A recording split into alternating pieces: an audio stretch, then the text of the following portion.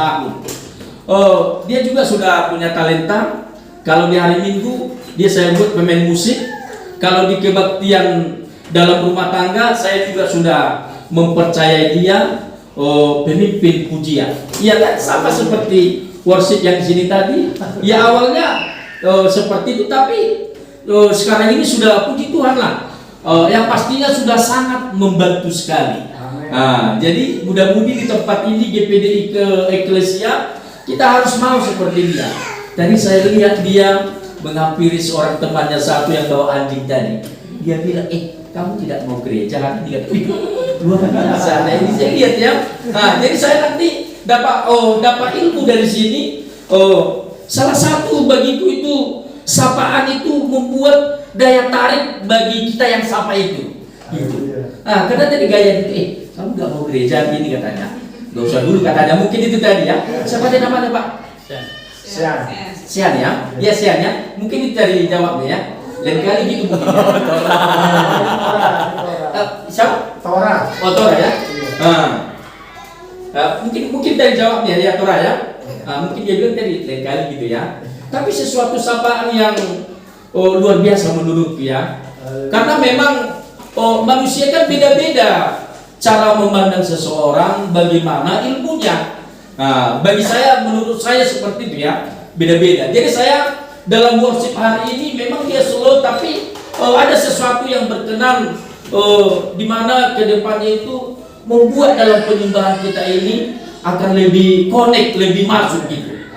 Saya tidak tahu tadi teman-teman ini ya, teman-temannya mudah-mudahan di tempat ini apakah dia dapat merasakan tadi bagaimana dia itu tadi dalam memimpin pujian itu untuk mempertemukan kita itu dalam penyembahan itu kepada Tuhan. Tapi tadi saya dapat merasakannya gitu. Ya, dia slow tapi pasti dia gitu.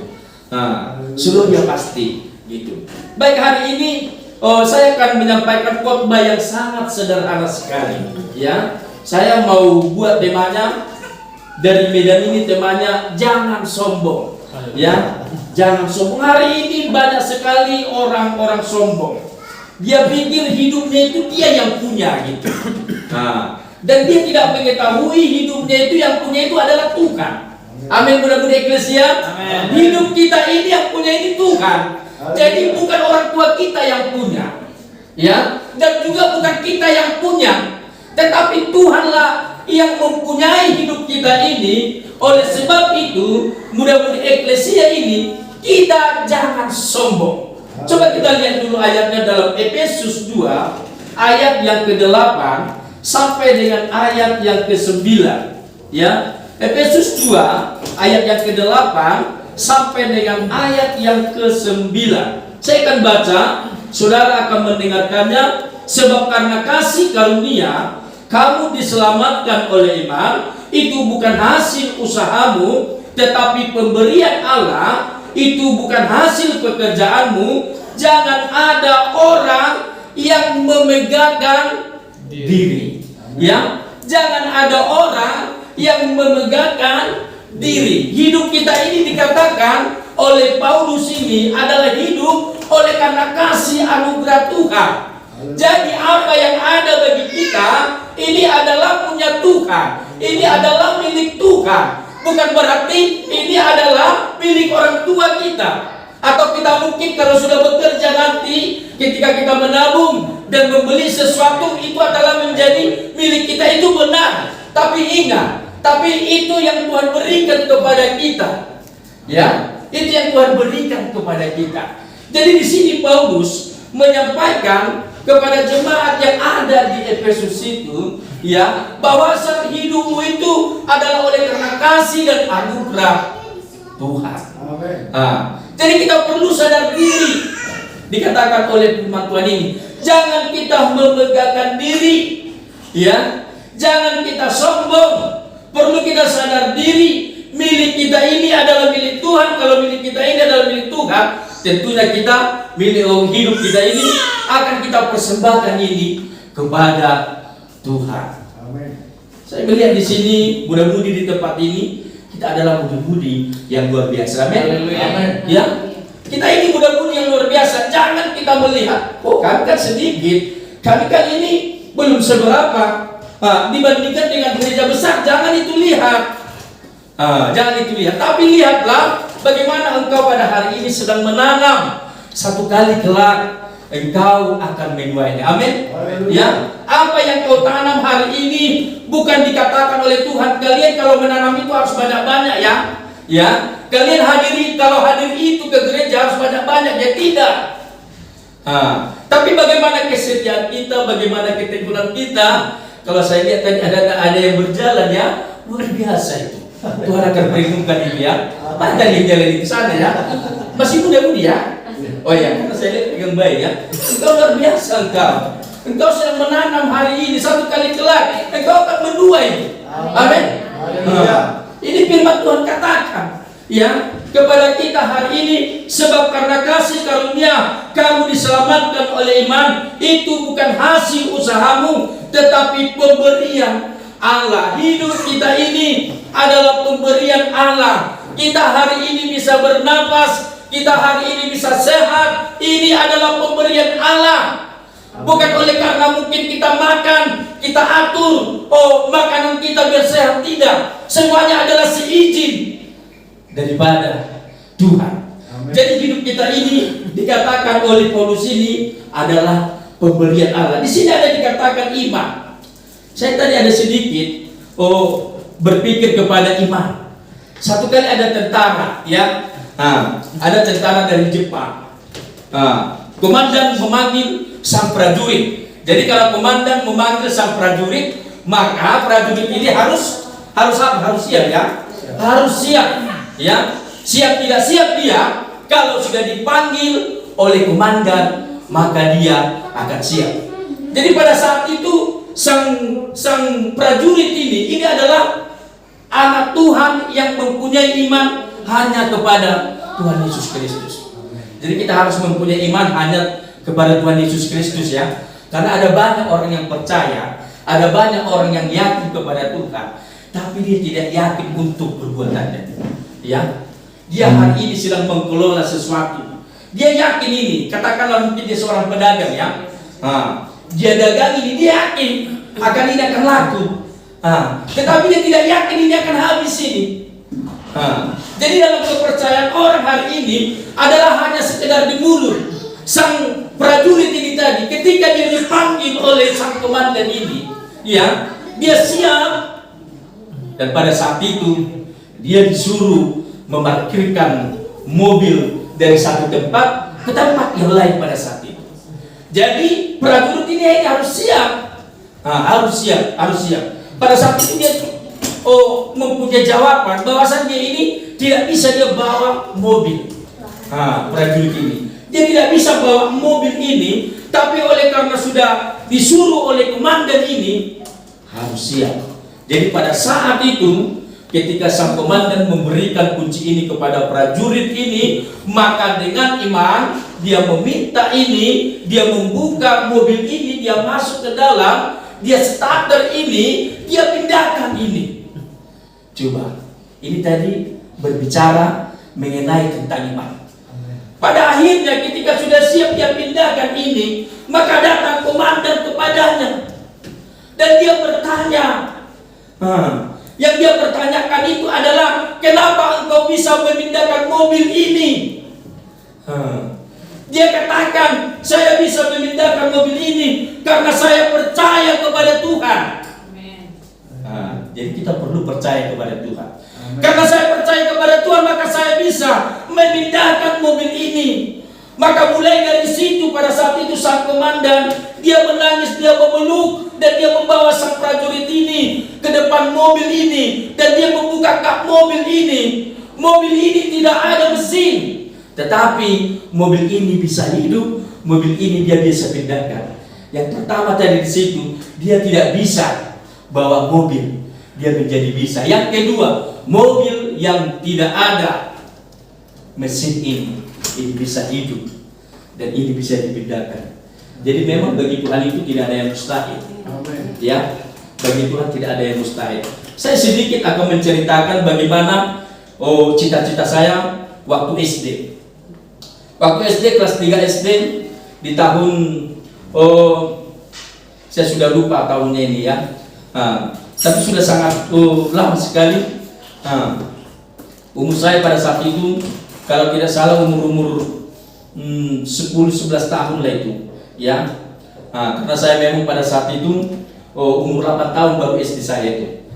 Saya masih ingat, karena orang dulu kan itu banyak umurnya baru masuk, nggak seperti sekarang ini. 4 tahun bisa SD, 5 tahun bisa SD, ya. 6 tahun apalagi, dan sampai 7 tahun. Jadi pada saat itu saya umur 8 tahun baru saya SD. Umur 11 tahun itu pada saat itu kelas 3 SD. Lalu ada teman bercerita biasa kan, kalau anak-anak itu menceritakan apa yang menjadi cita-cita dulu. Apa cita-citamu? Ada yang bilang polisi, ada yang bilang tentara, ada yang bilang dokter, ada yang bilang guru. Tapi pada saat itu saya ketika ditanya apa yang menjadi cita-citamu, saya bilang pada saat itu saya mau jadi pendeta. Ya, jadi ini memang apa yang keluar dari mulut ini pada saat itu saya tidak sadar itu. Berjalannya waktu, ya, saya pendidikan dan saya sudah tamat dan saya merantau, beberapa tahun saya hilang. Ya, hilangnya saya tidak ada ibadah. Saya bekerja pada saat itu. Ketika saya bekerja, dapat uang ini selalu sebentar langsung habis lenyap ini. Habis lenyap. Pada satu ketika saya jatuh sakit lah. Saya jatuh sakit, memuntahkan darah selama 5 kali. Darah itu katanya banyak-banyak. Pada akhirnya saya tidak pernah. Pada saat itu katanya saya ke-5 kali itu saya tidak sadar saya pada saat itu. Dikatakan orang sudah berkumpul banyak di sini. Ini si Sumarno ini hanya tinggal menit lagi ini akan meninggal, ini akan pergi lagi. Jadi memang pada saat itu saya tidak sadar, tetapi orang tua saya mendoakan saya, membisikkan saya, dan saya mendengarkan apa yang menjadi doa seorang ibu kepada saya, yaitu orang tua saya. Dan ketika saya mendengarkan doa itu, saya mempunyai iman dalam hati saya ini.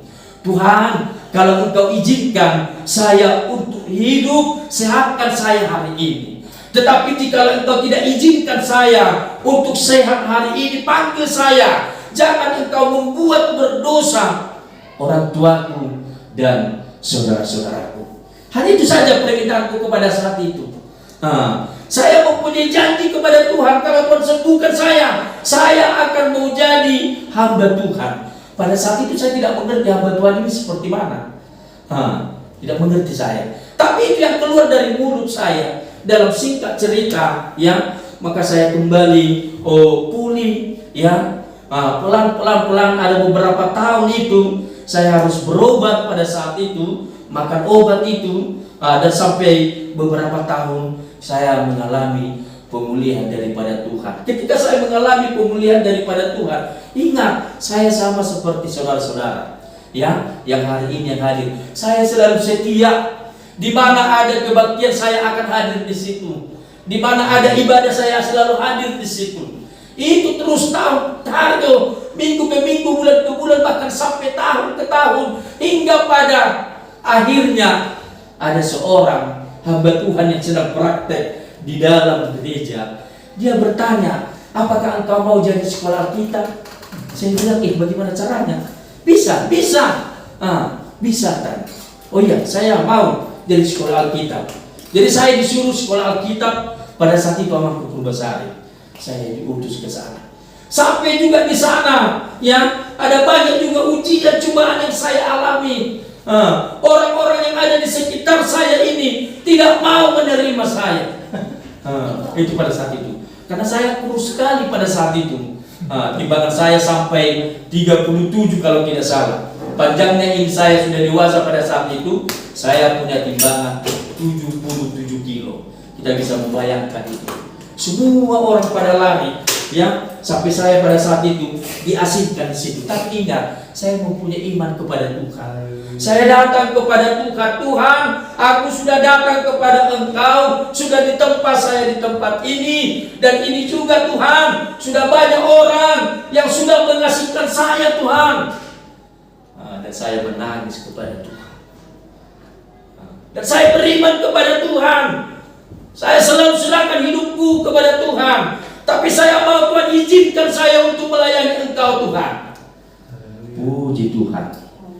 Dengan berlambatnya waktu dan sampai hari ini saya bisa berdiri, itu semua oleh karena iman. Haleluya. Saya berdiri hari ini dan saya sampai pun di Jakarta ini oleh karena iman. Ya, oleh karena iman saya sampai di sini. Nah, jadi bukan oleh karena ada sama saya, bukan oleh karena kekuatan saya. Disinilah saya meresponi apa yang dikatakan oleh Paulus ini.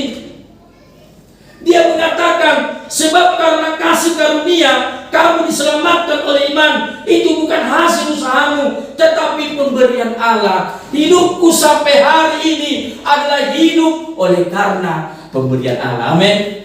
Jadi juga mudah-mudi eklesia di tempat ini, engkau harus tanamkan sampai kapanpun hidupmu oleh karena pemberian Allah. Amin.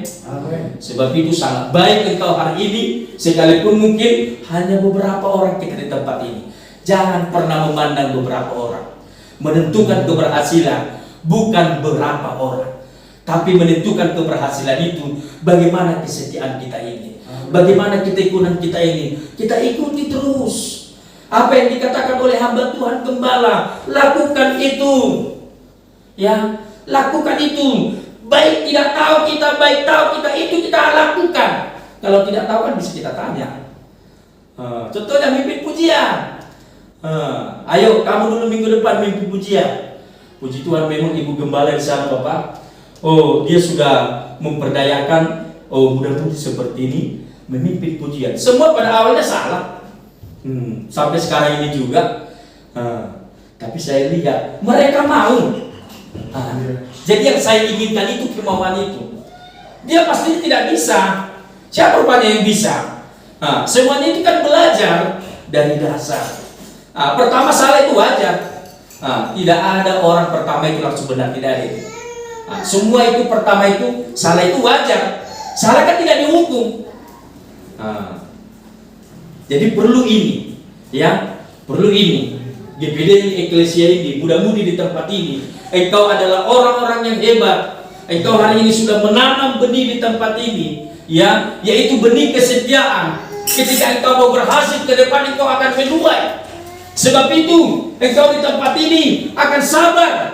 Engkau harus mengacu kepada firman ini. Hidupku yang kehidupan ini adalah hidup oleh karena pemberian Allah. Harus itu pada intinya, ya. Apa yang kita punya, apa yang dipunyai orang tua, semua itu adalah pemberian Allah. Dan oleh sebab itu, seperti tema yang saya angkat tadi, yang saya sampaikan, kita tidak perlu sombong dalam hidup ini. Ada banyak anak muda hari ini, kalau dia sudah SMA, dia tidak mau lagi muda-mudi. Saya tidak tahu di kota Jakarta ini, tapi saya melihat di kota Medan seperti itu. Merasa sudah dewasa, ya, memang dia sudah dewasa, SMA dia. Dia tidak perlu lagi Tuhan. Saya sudah bisa. Memang kita tahu, ya, kalau dia memang sudah SMA itu, disitulah memang dia orangnya sudah bisa segala-segalanya. Oleh karena bisa-bisa ini dia, dan dia sudah menganggap dia ini hebat, dan dia tidak tahu itu dia sedang merusak dirinya ketika jauh daripada Tuhan. Oleh sebab itu kita terus dekat kepada Tuhan. Kalau kita jauh daripada Tuhan, rusaklah kita nantinya. Engkau mau ingin melihat orang yang rusak? Lihatlah, pandang kiri kananmu orang yang tidak dekat kepada Tuhan. Umurnya mungkin 25 tahun, umurnya mungkin 30 tahun. Dia tidak lagi laku, ya. Dalam arti dia tidak laku untuk bekerja lagi. Lihat, ketika engkau tidak menanam, ketika engkau tidak dekat kepada Tuhan, itulah salah satu kita gelap. Ketika sudah umur seperti itu, umur 25 tahun, umur 30 dan selanjutnya, maka kita seperti itu. Sebab itu buang dalam segala kemalasan. Amin. Jadilah kita setia di tempat ini. Setiap kita datang ke tempat ini, tekun, jangan melihat seperti yang saya katakan tadi, keadaannya seberapa, tidak enak, jangan. Tapi lihatlah bagaimana engkau ingin sukses ke depan. Bisakah engkau melihat orang yang sukses? Bisa. Bagaimana caranya? Lihat bagaimana keberhasilan orang-orang pada saat ini yang dia selalu setia kepada Tuhan. Nah itu perlu kita lihat, dan itu perlu menjadi salah satu keteladanan bagi kita. Haleluya. Saya tidak akan panjang lebar khotbah saya ini, ya, tetapi biarlah kiranya oleh-oleh dari kota Medan ini hanya firman Tuhan yang saya katakan ini, yaitu jangan sombong. Hidup kita ini adalah hidup oleh karena pemberian Allah. Dikatakan bukan hasil usaha. Haleluya. Tuhan Yesus memberkati firman yang saya sampaikan ini.